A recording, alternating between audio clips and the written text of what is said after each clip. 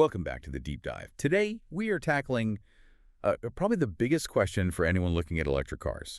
What's the real story long-term with owning an EV? Yeah, thinking beyond just the sticker price, it's all about that total cost of ownership, the TCO. Right. How long do they really last? How do the batteries hold up? Do those maintenance savings actually, happen? Exactly. It's complicated. I mean, the tech is still evolving, but thankfully, we've got some actual concrete data now, not just guesses. And this isn't just like stories from a few owners. You pulled together some serious sources. We're talking academic studies, UK roadworthiness tests, Yeah. MOT tests, right? Covering over 300 million records. That's the one, a massive data set. It helps us see when cars actually drop off the road. We're trying to cut through the noise here. Okay, so our mission today, for you listening, is to break this down into three key parts. Yeah. First, maintenance costs. Are the savings real? Second, EV batteries. What's the secret sauce that makes them last so much longer than, say, your phone battery? We'll talk about grace capacity. Right, that's crucial. And finally, lifespan. Using that huge data set, what's the actual projected life in years and miles for EVs compared to petrol or diesel cars? Let's dig in. Right, maintenance first. This is where EVs are supposed to shine, right? Fewer moving parts, fewer problems. That's the pitch, yeah. But you hear the counter-arguments. People worry about tires wearing out faster because the cars are heavy, or complex electronics, liquid cooling systems. Is the saving really that big a deal?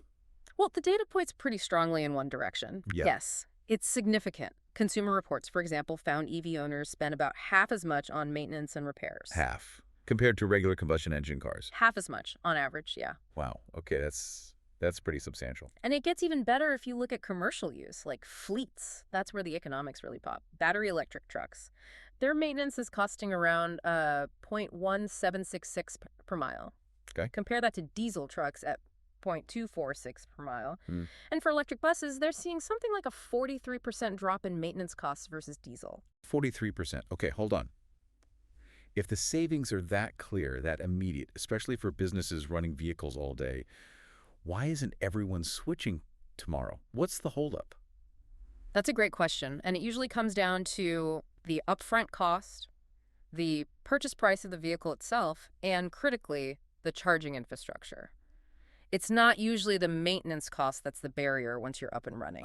Okay, so once you have the car, the savings kick in because it's just simpler. Fundamentally simpler. An EV powertrain might have, maybe 20 moving parts, give or take? 20. Yeah, compared to an internal combustion engine system, which has like 2,000 parts, or even more sometimes. 2,000. That explains a lot. Right, so you just eliminate entire categories of maintenance. No more oil changes, obviously. Yeah. No spark plugs, no exhaust systems failing, no timing belts snapping. The whole service schedule looks different. And regenerative braking plays a big part too, doesn't it? For keeping brake costs down. Oh, absolutely. Regen is key.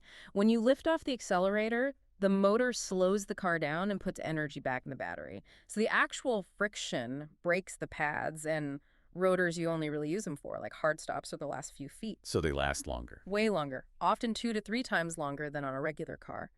We've seen reports pretty reliably of owners getting 100,000 miles, sometimes more, on their original set of brakes. 100,000 miles. Yeah. Think of the savings just on brake jobs alone. Exactly. Time and money. But let's be fair, EVs aren't zero maintenance. You mentioned tires earlier because of the weight. Correct. That's a real factor. The battery packs are heavy, so yes, tires can wear out quicker. You need to be diligent about rotation. And honestly, investing in EV-specific tires helps. They're built for the extra weight and that instant torque. Okay. Tires, what else? The cooling system. That's the other main one. It's not like an old radiator. It's a pretty complex liquid cooling loop, usually, to keep the battery happy. Right around 25 Celsius, 77 Fahrenheit. That needs checking. Yeah, you need to monitor coolant levels, make sure the pumps are working well. It's vital for the battery's health and long life. So, instead of an oil change, you've got this sophisticated cooling system check. It's a different kind of maintenance. Okay, so that brings us nicely to the battery itself. This is usually the biggest source of anxiety for people considering an EV. Right. The classic question, my phone battery is rubbish after 3 years. How can this car battery last 8 or 10? And the answer really lies in smart engineering and, maybe more importantly, software control. 2 key things: oversizing and what we call grace capacity. Grace capacity, I like that term. Explain that. Is it like a hidden fuel tank the car only uses later? That's a perfect analogy, actually. It's spare capacity built in from day one that you, the driver, don't directly access initially. How does that work? Well, say a car is advertised with a 100 kilowatt hour battery. The battery management system, the BMS, it puts virtual fences around that. So when it's new, it might only let you use, say, 60% of the actual total physical capacity. So my dashboard says 100% charged. The physical cells might only be at maybe 80% of their maximum charge. And when the dash hits zero, they might still physically be at 20%. Ah, so it keeps the battery operating in its happiest, least stressful zone. Exactly. It avoids the extremes, top and bottom, which is where most degradation happens faster. Then, as the battery naturally ages and loses some capacity over the years, which happens slowly, the BMS quietly starts using that hidden buffer, that grace capacity. So it keeps the usable range feeling consistent for longer. Precisely. You often won't notice significant range loss until that built-in buffer has been used up, which takes years. Okay, that makes sense. What about the actual numbers, warranties, and real-world degradation? Warranties are pretty standard now, usually 8 years or 100,000 miles. They guarantee the battery will keep at least, say, 75% of its original capacity. Some places, like California, mandate even longer 10 years, 150,000 miles. And what does the real-world data show? How fast do they actually degrade? It's generally pretty slow. The average seems to be around 1.8% capacity loss per year. So, after 50,000 miles, you might have only lost about 5% of your initial range, which isn't too bad at all. So for you listening, if you want to really maximize that battery life, what are the simple rules based on the science? It mostly comes down to managing temperature and how much you charge. First, try to limit using ultra-fast DC chargers all the time, especially if the battery is very cold or very hot. Level 2 AC charging at home or work is generally gentler. Okay, use fast charging when needed, but not necessarily every single day. Right.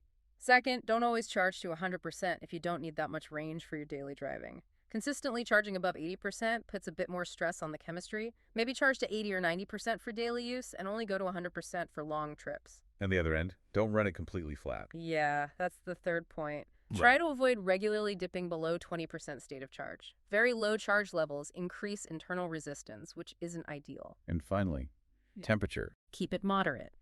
We mentioned that 25 Celsius, 77 Fahrenheit sweet spot. Extreme heat is bad, but very cold temperatures also affect performance and charging. The car's thermal management system does most of the work, but parking in the shade on hot days or maybe preconditioning the battery before driving in winter can help. Now, there was a really interesting kind of unexpected detail in the source material about reversing some capacity loss. Ah, yes, the recovery effect. This is fascinating.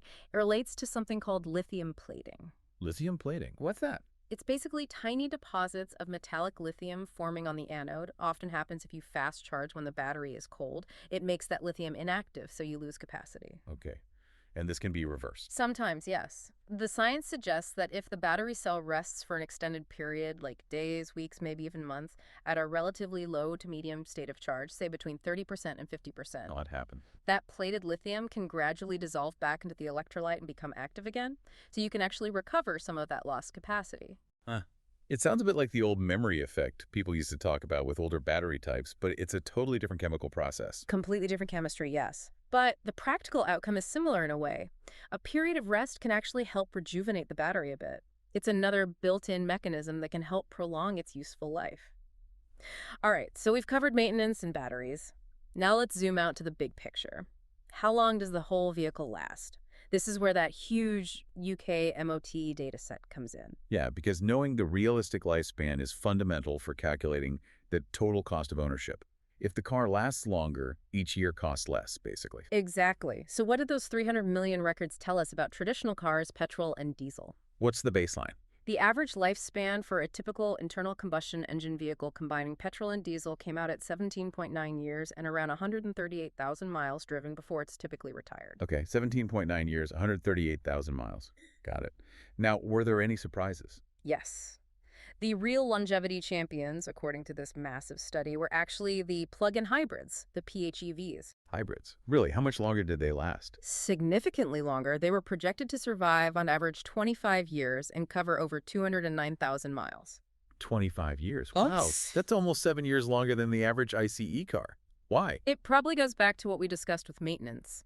The hybrid system allows the petrol engine to operate much more gently. It often avoids cold starts, avoids high revving acceleration, and generally runs in its most efficient, least stressful range because the electric motor helps out. So less wear and tear on the engine itself. Drastically less, Yeah. potentially, which seems to extend its mechanical life quite a bit. Okay, that makes sense for hybrids. Now, what about the pure electrics, the BEVs? How did they stack up against that 17.9-year average for petrol and diesel? Well, the study looked at how quickly the failure rate increases over time. They used a statistical thing called the Ribble shape parameter. Basically, it showed that the aging process for BEVs is less aggressive. Meaning they wear out slower? Yeah, the failure rate climbs more slowly over the years compared to petrol or diesel cars. It supports the idea of less mechanical wear and tear. And the final numbers for BEV lifespan. The latest average BEVs included in that study were projected to last 18.4 years. Okay, 18.4 years, so slightly longer than the combined ICE average, basically matching petrol cars. Exactly. And in terms of mileage, they projected an average lifetime mileage of 124,000 miles. Hmm, I noticed that's a bit less than the 138,000 miles for the average ICE vehicle. Why the difference there if the years are similar? That probably reflects how EVs have been used historically, maybe shorter average trips in the specific data set they analyzed from the UK. But here's the really crucial bit. It's not just about the average mileage, it's about how well they handle intense use. What do you mean? They looked at how much the risk of retirement, the hazard rate, increases for every extra mile driven per day. For BEVs, that risk only went up by 2.5% per extra daily mile. Okay. For petrol cars, the risk jumped by 8.4% for each extra daily mile. Whoa. So driving an EV hard, like lots of commuting or fleet use, ages it much more slowly than doing the same in a petrol car. Roughly 3 times more slowly, according to this data. The mechanical robustness under high usage seems significantly better. And that's why fleet managers are so interested. It really strengthens the TCO argument for high mileage scenarios. Right. So pulling this all together for you listening, Mm. the idea that EVs don't last long mechanically just doesn't seem to hold up against this large-scale data. They appear to last as long or potentially even longer than traditional cars, especially when you factor in how they handle intensive use, and when you combine that longevity with the lower maintenance costs we talked about. It makes the long-term economic case much stronger than maybe people initially thought. The total cost of ownership looks increasingly favorable over, say, a 15 or 20-year lifespan. Hashtag outro. Okay, so this has been a really illuminating deep dive. Let's quickly recap the key takeaways for everyone. First, those maintenance savings for EVs. They look pretty real and significant, mainly due to that mechanical simplicity. Definitely. And regenerative braking is a big part of that, too. Second, EV batteries aren't like your phone battery. They're engineered for longevity with things like grace capacity, and you can help them last even longer with smart charging habits. There's even that potential for chemical recovery. Right. The engineering is quite sophisticated. And finally, the big picture. The mechanical lifespan of EVs is looking solid, now matching or even beating traditional cars in years, especially hybrids leading the pack, and pure EVs showing better durability under heavy use. Which leads us to one final kind of provocative thought from the sources. While the cars themselves seem built to last, realizing that full, long lifespan economically hinges on something else entirely. What's that? It's the need for a really robust and crucially affordable circular economy for battery replacement and recycling. Ah, why is that the potential stumbling block? Well, think about it. If your EV reaches, say, year 15, and the body is fine, the motor's fine, everything works, but the battery has naturally degraded, that extended mechanical life is kind of pointless if getting a replacement battery costs almost as much as the car is worth at that point. Right, you end up scrapping a perfectly good car just because the battery fix is too expensive. Exactly. We've unfortunately seen examples of this already, like those EV graveyards in some places, where business models for battery refurbishment or replacement just didn't work out. So having affordable second life battery options and efficient recycling is absolutely key to actually unlocking the full TCO benefit of that longer mechanical lifespan. That's a really important point. It's not just about the car, it's a whole ecosystem around it. Mm. Well, thank you for guiding us through all that complex data on EV longevity and ownership costs. It was a pleasure. Lots to think about. Absolutely. And for everyone listening, thank you for joining us. Make sure you subscribe or follow the deep dive so you don't miss our next exploration. We'll see you then.